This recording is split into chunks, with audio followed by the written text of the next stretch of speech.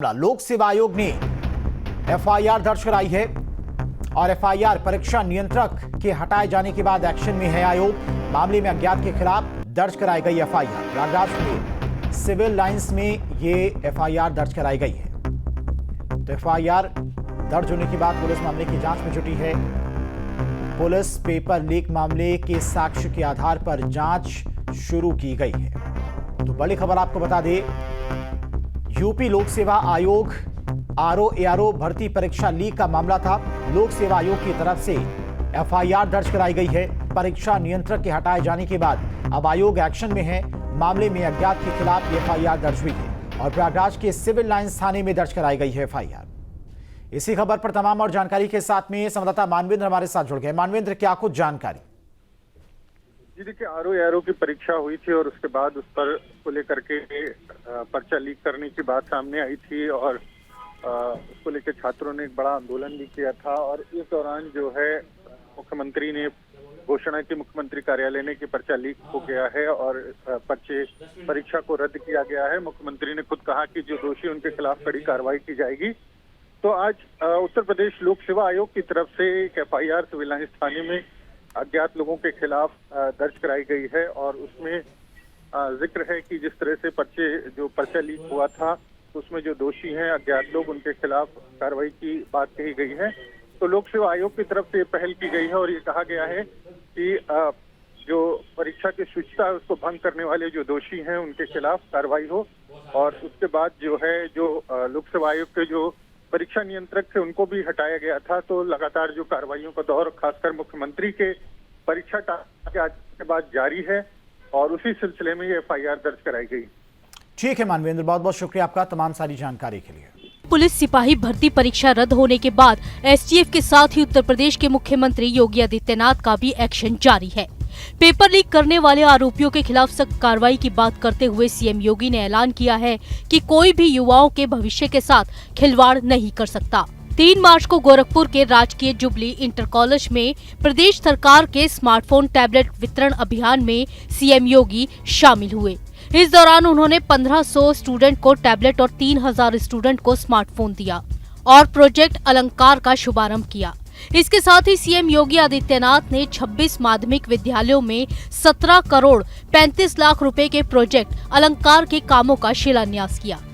साथ में सीएम योगी ने 141 माध्यमिक विद्यालयों में 7 करोड़ 58 लाख रुपए की लागत से बनने वाले 330 प्रीमियम स्मार्ट क्लासरूम का भी इनॉग्रेशन किया। कार्यक्रम के दौरान 4 इंटर कॉलेज के प्रिंसिपलों को स्मार्ट क्लास का प्रमाण पत्र सौंपा गया।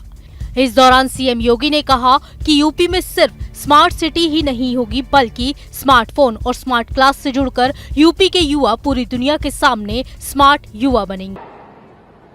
ऐसे ही उत्तर प्रदेश के अंदर मुख्यमंत्री कन्या सुमंगला की योजना क्या है, 1 डिस्ट्रिक्ट 1 प्रोडक्ट की योजना क्या है, अब मुख्यमंत्री अभ्युदय की योजना क्या है। इन सभी योजनाओं की जानकारी लेने में आपको ये टैबलेट और स्मार्टफोन योगदान देगा। उसमें एक पाठ्यक्रम हो, उसके साथ एक प्रोग्राम, उसके प्रोग्राम के साथ सब जो उस एप्लीकेशन का पार्ट होगा। आप इसको देखेंगे, इसका लाभ आपको प्राप्त होगा, आपको भटकना नहीं पड़ेगा बल्कि आपका टैबलेट और स्मार्टफोन ही इस सुविधा का लाभ आपको उपलब्ध करवा देगा।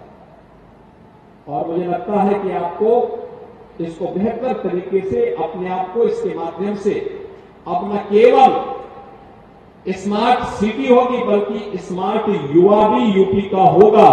यह योजना उसी दिशा से हम लोगों ने प्रस्तुत किया है।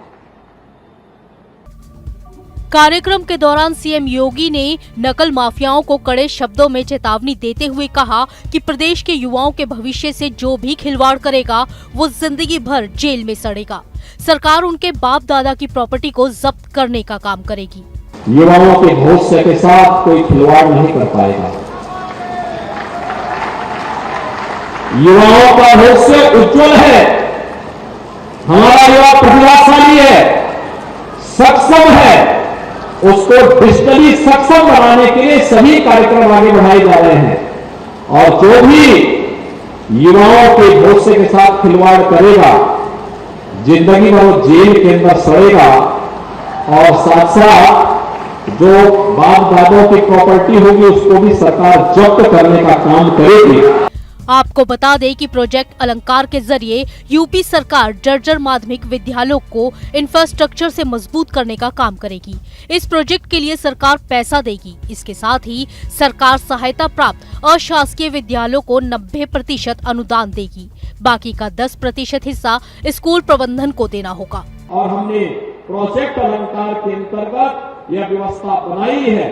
राजकीय इंटर कॉलेज में, राजकीय गर्ल्स इंटर कॉलेज में हम पूरा का पूरा पैसा सरकार की तरफ से नए भवन के निर्माण के लिए उपलब्ध करवा रहे हैं।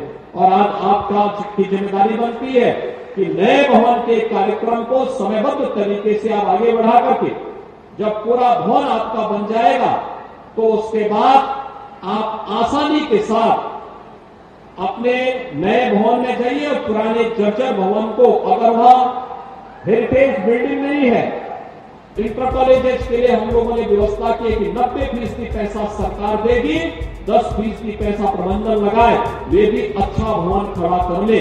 संस्कृत विद्यालयों के लिए भी ये व्यवस्था अलग से दी जा रही है। कार्यक्रम के दौरान सीएम योगी ने संबंधित विभाग को हिदायत दी कि विद्यालय को जर्जर हालत से मुक्ति दिलाने के साथ नियमित सफाई पर भी ध्यान दिया जाए।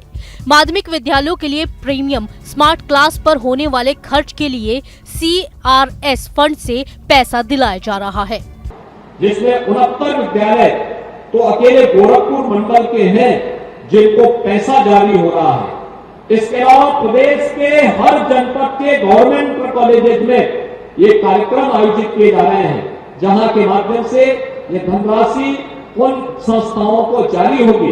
और मैं इसके बारे में कहूंगा कि सभी विद्यालय इस योजना का लाभ जरूर लें।